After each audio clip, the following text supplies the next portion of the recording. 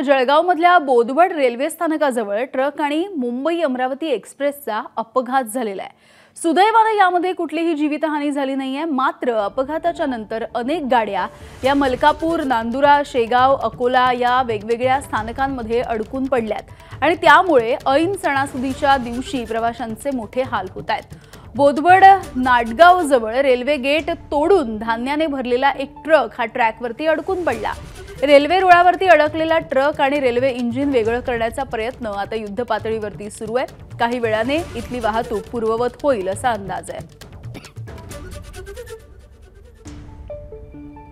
तर ही दृश्य आपण पाहतोय। हा अपघात पहाटेच्या सुमारास झाल्याचं कळतंय। या अपघाताच्या नंतर हा जो ट्रक आहे धान्याने भरलेला तो आता रुळावरून हटवण्याचं काम केलं जातंय। सुदैवाने या गाडीचा वेग कमी होता, रेल्वेचा वेग कमी होता आणि त्यामुळे हा अपघात जरी झालेला असला तरी सुदैवाने यामध्ये कोणालाही दुखापत झालेली नाहीये, कुठलीही जीवितहानी झालेली नाहीये।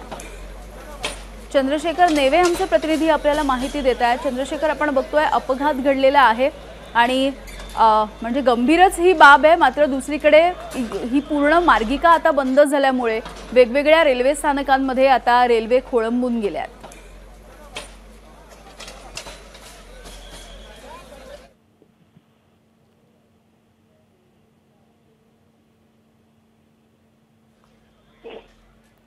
चंद्रशेखर नेवे आमचे प्रतिनिधी आपल्या सोबत जोडले जात आहेत। पुन्हा एकदा त्यांच्याशी बातचीत करायचा प्रयत्न करूया। मात्र या अपघाताच्या नंतरची ही भीषण अशी खरे तर ही दृश्य समोर येताना दिसतात। या ट्रकचा आणि रेल्वेचा अपघात झाला। चंद्रशेखर नेवे आहेत आपल्या सोबत। चंद्रशेखर,